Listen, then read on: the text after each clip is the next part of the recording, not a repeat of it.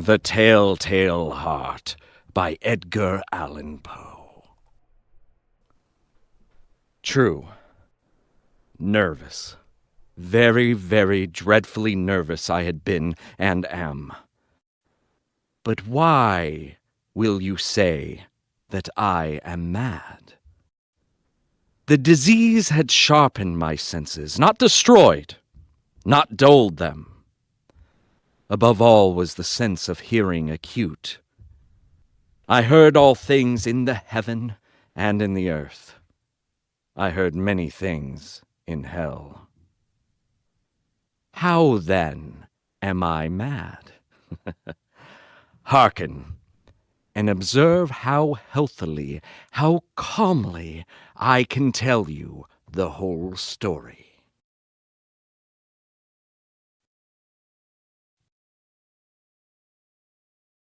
Possible to say how first the idea entered my brain, but once conceived, it haunted me day and night. Object there was none.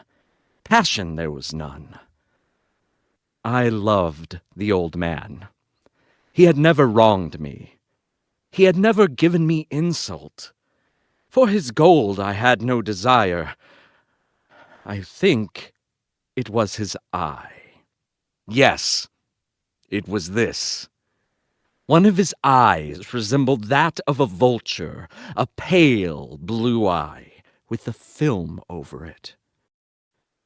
Whenever it fell upon me, my blood ran cold, and so by degrees, very gradually, I made up my mind to take the life of the old man, and thus rid myself of the eye forever.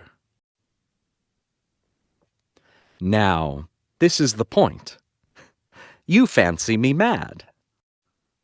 Madmen know nothing. But you should have seen me. You should have seen how wisely I proceeded, with what caution, with what foresight, with what dissimulation I went to work. I was never kinder to the old man than during the whole week before I killed him. And every night, about midnight, I turned the latch of his door and opened it. Oh, so gently. And then, when I had made an opening sufficient for my head, I put in a dark lantern, all closed, so that no light shone out. And then I thrust in my head. Oh, you would have laughed to see how cunningly I thrust it in. I moved it slowly, very, very slowly, so that I might not disturb the old man's sleep. It took me an hour to place my whole head within the opening, so far that I could see him as he lay upon his bed. Would a madman have been so wise as this? And then, when my head was well in the room, I undid the lantern cautiously, oh, so cautiously, for the hinges creaked. I undid it just so much that a single thin ray fell upon the vulture eye. And this I did for 7 long nights.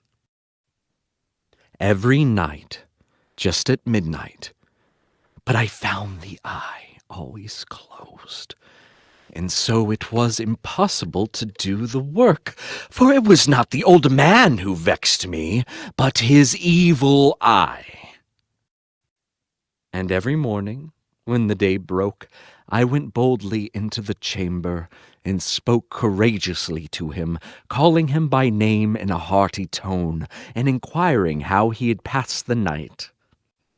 So you see he would have been a very profound old man indeed, to suspect that at every night, just at 12, I looked in upon him while he slept. Upon the 8th night, I was more than usually cautious in opening the door. A watch's minute hand moves more quickly than did mine. Never before that night had I felt the extent of my own powers, of my sagacity. I could scarcely contain my feelings of triumph.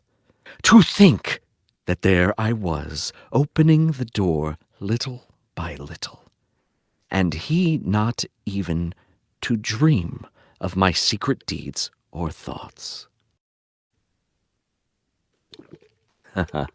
I fairly chuckled at the idea, and perhaps he heard me, for he moved on the bed suddenly, as if startled. Now, you may think that I drew back, but no.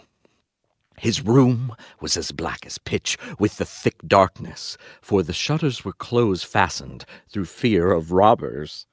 And so I knew that he could not see the opening of the door, and I kept pushing it on steadily, steadily.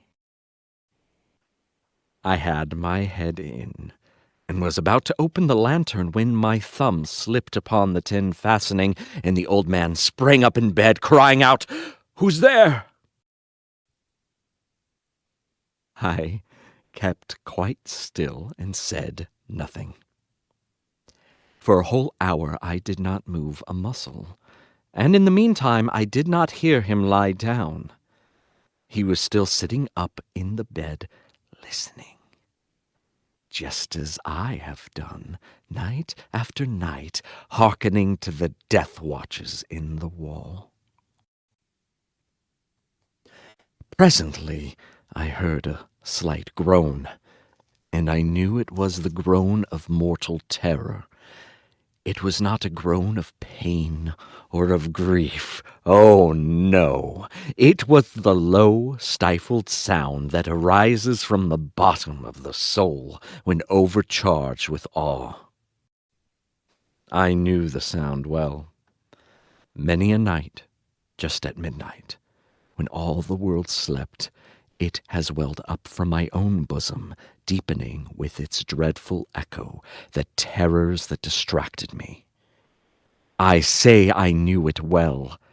I knew what the old man felt, and pitied him, although I chuckled in my heart. I knew that he had been lying awake ever since the first slight noise, when he had turned in the bed. His fears had been ever since growing upon him. He had been trying to fancy them causeless, but could not. He had been saying to himself, "It is nothing but the wind in the chimney. It is only a mouse crossing the floor, or it is merely a cricket which has made a single chirp." Yes, he had been trying to comfort himself with all these suppositions, but he had found all in vain. All in vain, because death, in approaching him, had stalked with his black shadow before him and enveloped the victim. And it was the mournful influence of the unperceived shadow that caused him to feel, although he neither saw nor heard, to feel the presence of my head within the room. When I had waited a long time, very patiently, without hearing him lie down, I resolved to open a very, very little crevice in the lantern. So I opened it. You cannot imagine how stealthily, until at length a single dim ray, like the thread of a spider, shot from out the crevice and full upon the vulture eye. It was open, wide, wide open, and I grew furious as I gazed upon it. I saw it with perfect distinctness, all a dull blue, with a hideous veil over it that chilled the very marrow in my bones. But I could see nothing else of the old man's face or person, for I had directed the ray as if by instinct precisely upon the damned spot. And now, have I not told you that what you mistake for madness is but over-acuteness of the senses? Now, I say, there came to my ears a low, dull, quick sound, such as a watch makes when enveloped in cotton. I knew that sound well, too. It was the beating of the old man's heart. It increased my fury, as the beating of a drum stimulates the soldier into courage.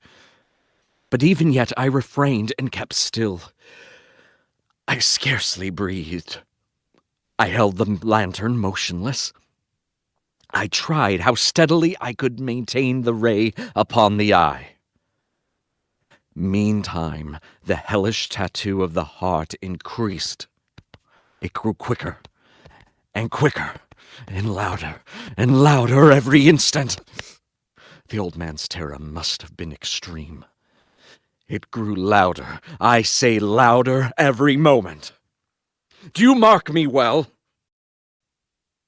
I have told you that I am nervous. So I am.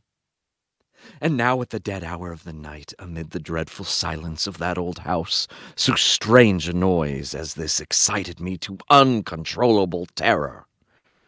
Yet, for some minutes longer, I refrained and stood still. But the beating grew louder. I thought the heart must burst. And now a new anxiety seized me. The sound would be heard by a neighbor. The old man's hour had come. With a loud yell, I threw open the lantern and leaped into the room. He shrieked once only. In an instant, I dragged him to the floor and pulled the heavy bed over him. I then smiled gaily to find the deed so far done. But for many minutes, the heart beat on with a muffled sound. This, however, did not vex me. It would not be heard through the wall. At length, it ceased. The old man was dead.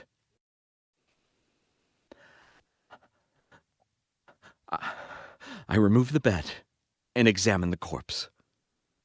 Yes, he was stone dead. I placed my hand upon the heart and held it there many minutes. There was no pulsation. He was stone dead. His eye would trouble me no more. If still you think me mad, you will think so no longer when I describe the wise precautions I took for the concealment of the body. The night waned, and I worked hastily, but in silence. First of all, I dismembered the corpse. I cut off the head and the arms and the legs. I then took up 3 planks from the flooring of the chamber and deposited all between the scantlings. I then replaced the boards so cleverly, so cunningly, that no human eye, not even his, could have detected anything wrong. There was nothing to wash out, no stain of any kind, no blood spot whatever. I had been too wary for that. A tub had caught all. When I had made an end of these labors, it was 4 o'clock, still dark as midnight. As the bell sounded the hour, there came a knocking at the street door. I went down to open it with a light heart, for what had I now to fear?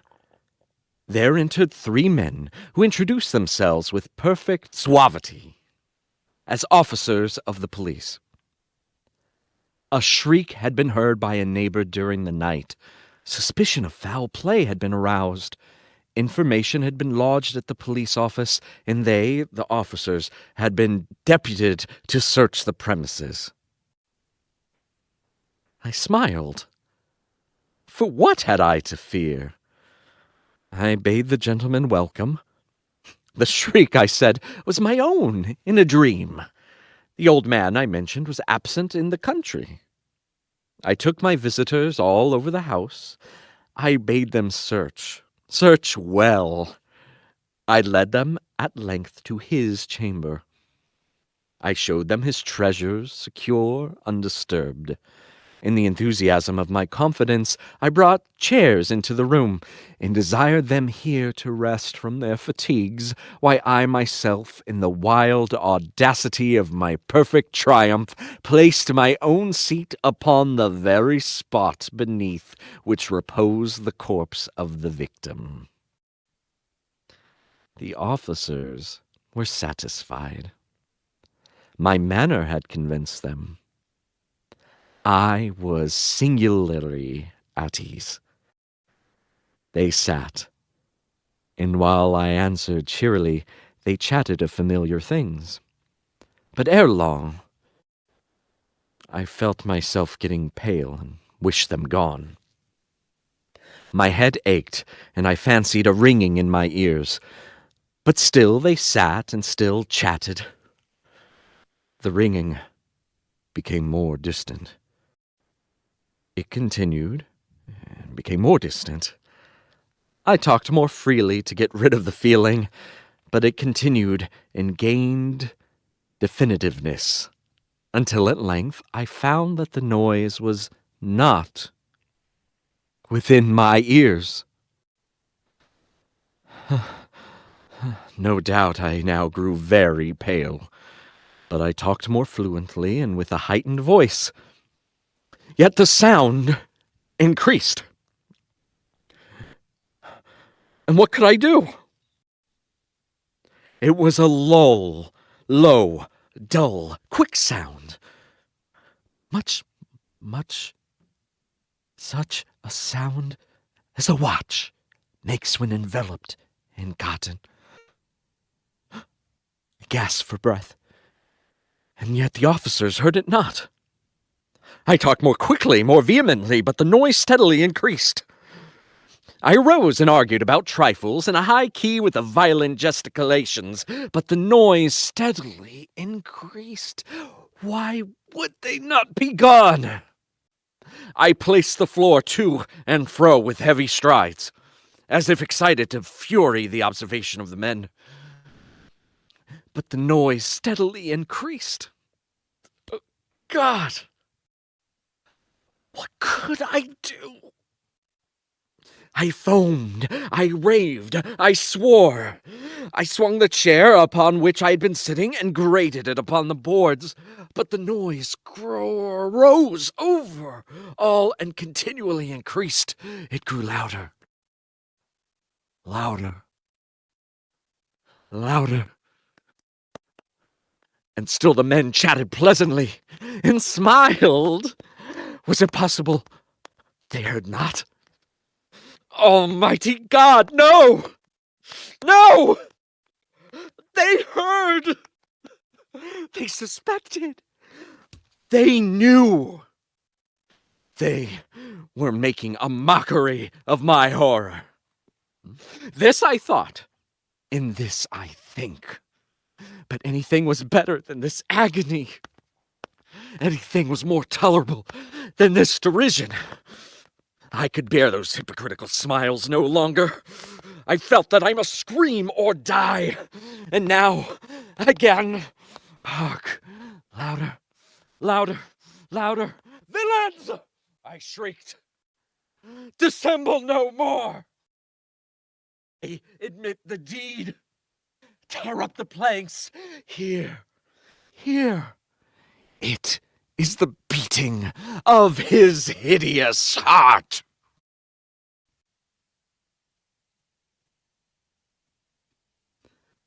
Thank you so much for listening. I hope that this tale has inspired you to not fall into such temptations as the character in this story. This is Pirate wishing you all a very happy Halloween. And as you lay down to sleep tonight, maybe it is why you kept one eye open, just in case someone is watching.